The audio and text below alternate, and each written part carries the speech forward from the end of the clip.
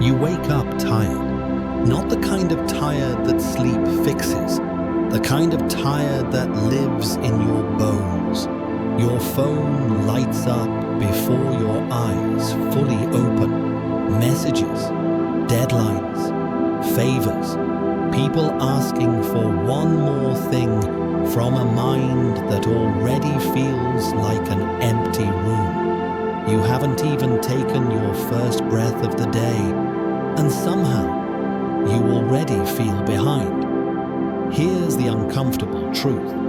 Most people think their exhaustion comes from doing too much, but the real drain comes from something else.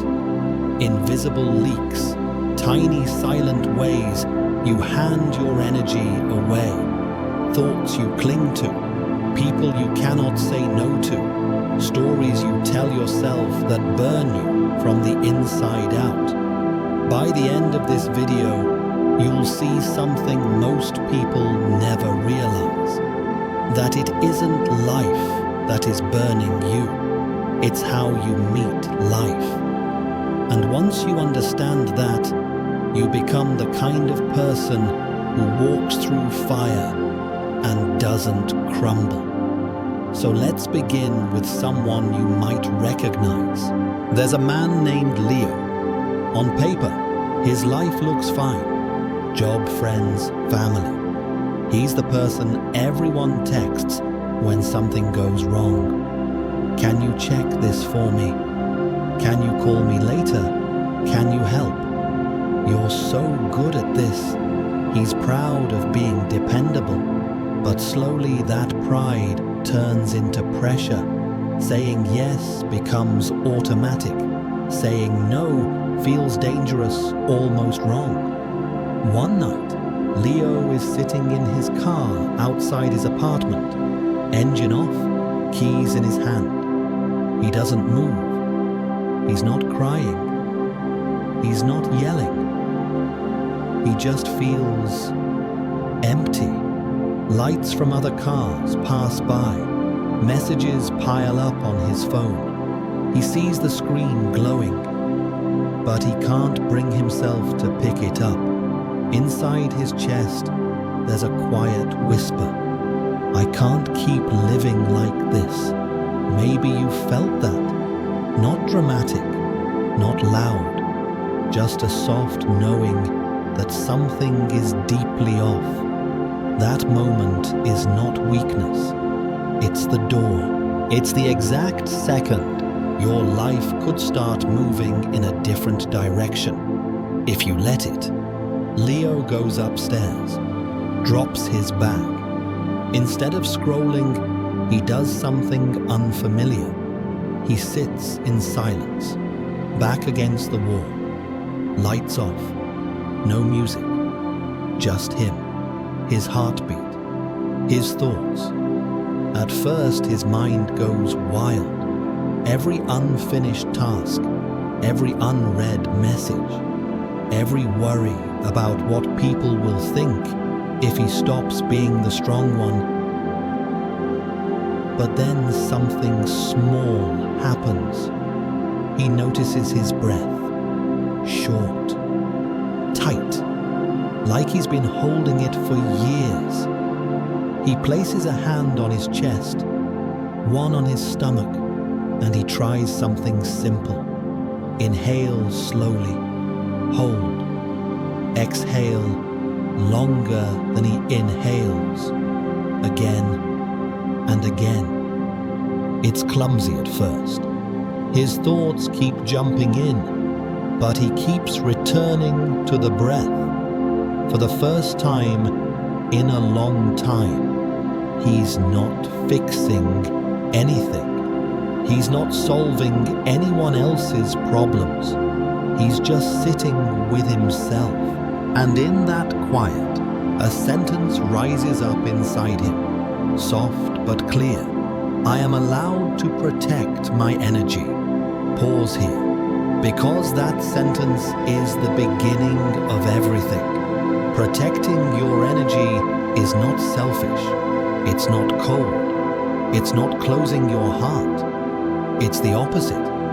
It's what lets you keep your heart open without bleeding out. But to protect your energy, you have to see where it's leaking. Start with this question: where do I walk away feeling smaller than before? Think about conversations that leave you drained, obligations that fill you with dread, habits that make your mind noisy and your body heavy. Often it's not the big events, it's the repetition, the tiny choices you make on autopilot, saying yes when your whole body whispers no, scrolling when your soul is begging for silence, chasing approval from people who don't even know themselves. Leo begins to notice his leaks.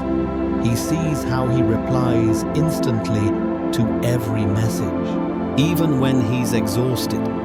He notices how his shoulders tense when a certain co-worker calls, how his stomach tightens when he says, "Sure, I got it," while his mind screams. So he tries a small experiment, not a huge life change, not quitting everything and moving to the mountains, just this. He waits before he answers. When his phone buzzes, he doesn't grab it immediately. He takes one breath, then another, and he asks himself a new question. If I say yes to this, what am I saying no to? Maybe he's saying no to rest, no to a quiet evening, no to his own mental health. Sometimes he still says yes, but this time it's chosen, not automatic. And that small pause, that one breath, begins to rewrite his entire life. Here's something most people don't realize. Self-awareness is the first shield. You cannot protect energy you never look at. You cannot fix a leak you refuse to admit exists. So tonight, when everything is quiet, try this. Close your eyes. Scan your day like a movie. Notice when you felt alive. Notice when you felt heavy. Notice who you were with, what you were doing, what you were thinking. Don't judge it. Just see it. Awareness alone doesn't solve everything, but it takes you out of autopilot. And when you leave autopilot, you stop being a leaf in the wind. You start becoming the one holding the steering wheel. The next shield is detachment from approval.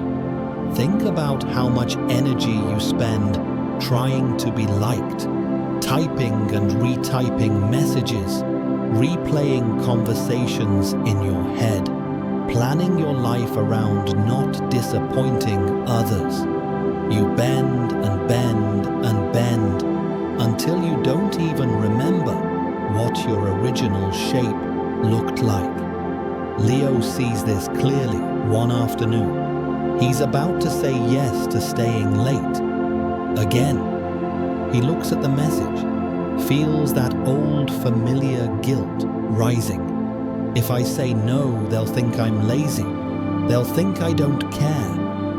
But then another thought appears, quiet, firm. If they only value me when I ignore myself, is that respect or dependence? He types a new sentence. I can't stay late today. I've already made plans.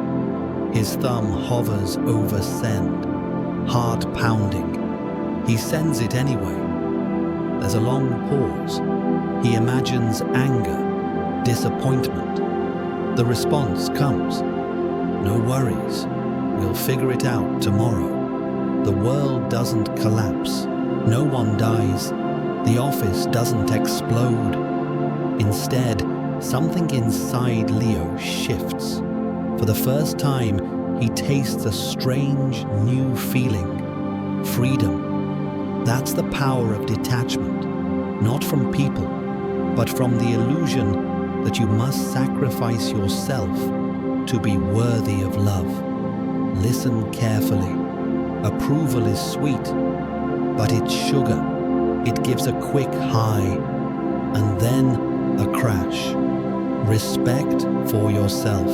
That's real nourishment.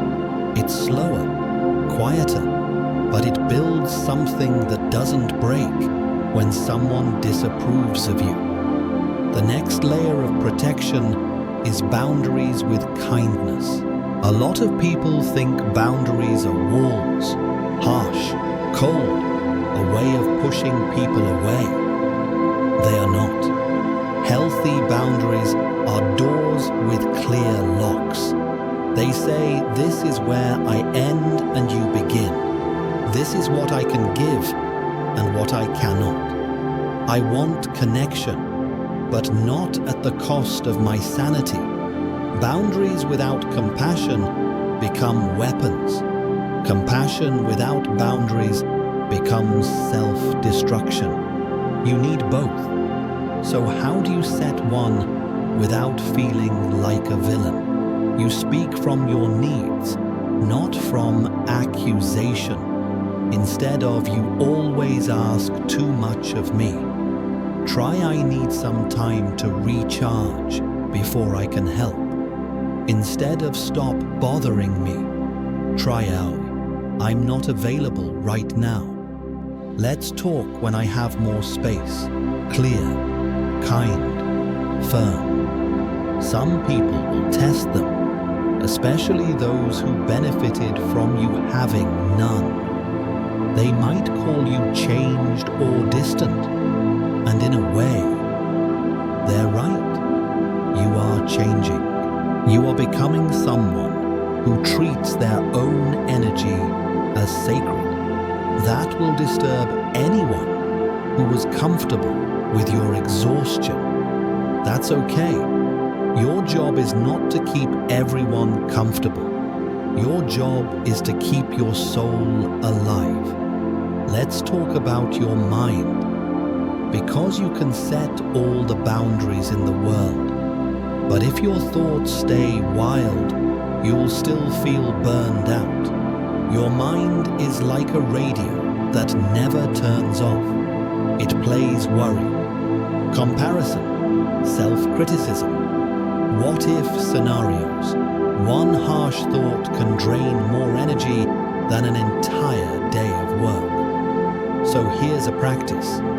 When a painful thought appears, don't merge with it. Don't say, this is the truth. Instead say, I am noticing the thought that I'm not enough. I am noticing the thought that everyone is judging me. That simple phrase, I am noticing the thought, creates distance. You are not drowning in the thought. You are watching it float by. Just like clouds, just like leaves on a river. The thought might still hurt, but it no longer defines reality. It becomes one voice in the room, not the entire universe. Over time, you start seeing patterns. Oh, this is my approval thought again. This is the fear of being abandoned again. Patterns can be understood, and what can be understood can be changed. Now let's shift, because life is not only about removing drains, it's also about planting sources. If all you do is cut away, your life can start to feel empty. So ask yourself, what actually gives me energy? Not in theory, not on some motivational poster, in real ordinary days. Maybe it's a slow morning with tea and no noise. Maybe it's writing. Maybe it's prayer. Maybe it's walking under trees, noticing how the light hits the leaves. Those moments are not extra. They are not if I have time later. They are fuel, foundation, medicine. Leo discovers his fuel by accident. One Sunday, instead of catching up on messages, he goes for a walk. No headphones, no destination. He just walks. At first, his mind tries to drag him back into planning, but then he hears birds, wind, the sound of his own footsteps. The world starts to feel bigger again. His problems smaller. He doesn't solve his life on that walk, but something important happens. His nervous system remembers what calm feels like. You can't live in a state you've never tasted. You have to give your body and mind a sample of peace, so they know what to move toward. Gratitude deepens that peace. Not forced, fake gratitude. Not, I should be grateful other people have it worse. Real gratitude. Gentle. Specific. I'm thankful for this warm mug in my hands. I'm thankful for the friend who checked on me last week. I'm thankful that even though today was hard, I'm still here. When you do this regularly, your brain slowly changes what it looks for. It stops hunting only for threats. It starts noticing gifts, not to deny pain, but to balance it. Now we need to talk about simplicity, because complexity is one of the most subtle thieves of energy. Too many tabs open, too many priorities, too many possessions, too many voices. Your nervous system was not built for constant input, so start small. Clear one drawer. Unsubscribe from emails you never read. Limit how often you check the news. Choose fewer goals but commit deeper. Simplicity is not about owning nothing. It's about not letting what you own you. As Leo clears his physical space, something surprising happens. His mental space follows. That stack of papers on the table is gone. The clothes he never wears are donated. The corner that was always messy is now empty. He walks into his apartment and feels lighter. Nothing mystical, just fewer visual reminders of you still haven't done this.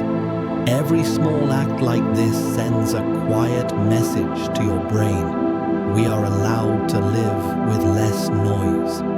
Focus grows in that quiet. And focus, when aligned with your values, turns into power. Without focus, your energy scatters. You say yes to everything. You start 10 things, finish none, and go to bed feeling like a failure. With focus, you decide these are the few things that actually matter, and you let the rest be background. When you align your energy, your breath, your environment, your thoughts, something else awakens. Authenticity. This is where it all comes together. Because if you protect your energy, but still live a life that isn't yours, you will always feel tired. Authenticity is not a performance. It's not a brand. It's quiet alignment. You know what you value. You know what you believe. You let your choices match that. Not perfectly, not instantly, but more and more, step by step. Leo realizes he doesn't want to be the strong one who never breaks anymore. He wants to be honest. So one evening when a friend calls with another crisis, he tries something new. Instead of saying, "Yeah, call me, I'm fine," he says, "I care about you, but I'm really drained today. Can we talk tomorrow when I can be fully present?" There's a pause. Then his friend responds, "Thanks for telling me. Tomorrow works."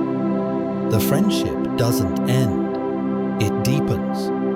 Because honesty entered the room. That's the twist. When you protect your energy, you don't lose real connection. You finally make space for it, and slowly Leo becomes someone different.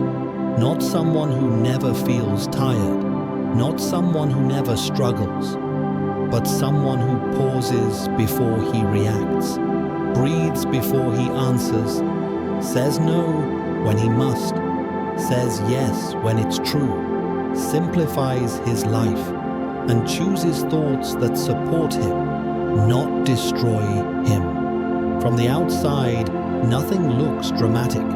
Same job, same city, same people. But inside, the ground is different. He no longer walks on thin ice. He walks on something solid. So what about you? Maybe you are in your own version of that parked car moment. Not screaming, not breaking, just sitting there thinking, I can't live like this forever. You don't have to. You don't need a perfect plan. You don't need a retreat in the mountains. You don't need everyone to understand. You just need one decision, right now. Maybe it's tonight I breathe for 5 minutes instead of scrolling. Tomorrow I answer one message later instead of instantly. This week I say no to something that drains me. Today I clean one corner of my space. Tiny acts, but each one says, my energy matters, my peace matters, my life matters. When you repeat those acts, they stop being habits. They become identity. You become the person who doesn't hand their soul away for approval. The person who can sit with discomfort without running. The person who can walk into chaos and still feel a quiet center inside. People will notice. They might not know exactly what changed, but they will feel it. The way you listen, the way you say no, the way you breathe before answering. Your energy will become different, calmer, steadier, stronger, and like a ripple in water, your change will touch others. A child watching you rest without guilt, a friend learning from your boundaries, a co-worker inspired by your calm. You're not just protecting your energy for yourself, you're quietly teaching everyone around you that it's possible. So as we reach this moment, let me ask you, what is one leak you're willing to close? One habit, one relationship pattern, one thought you're ready to stop believing? And what is one source you're willing to plant? One practice of stillness, one act of gratitude, one small ritual of simplicity. You don't need to fix your life in one grand gesture. You just need to turn toward yourself, gently, consistently. Imagine yourself 1 year from now. Same world, same stress, same noise, but you breathe differently, answer differently, choose differently. You protect your energy, not by hiding from life, but by meeting it with a mind that no longer burns at every spark. If this spoke to you, share in the comments one change you're ready to try. Your words might be exactly what someone else needs to read tonight. And if you want to keep walking this path of calm strength, quiet clarity, and a life that doesn't drain you, hit subscribe and turn on the notifications. We have so many journeys still ahead, stories, practices, perspectives that will help you build an inner world nothing outside can easily shake. For now, take one slow breath. Feel it rise. Feel it fall. Your energy is not gone. It's waiting for you to come back to it. And this might be the moment you finally do.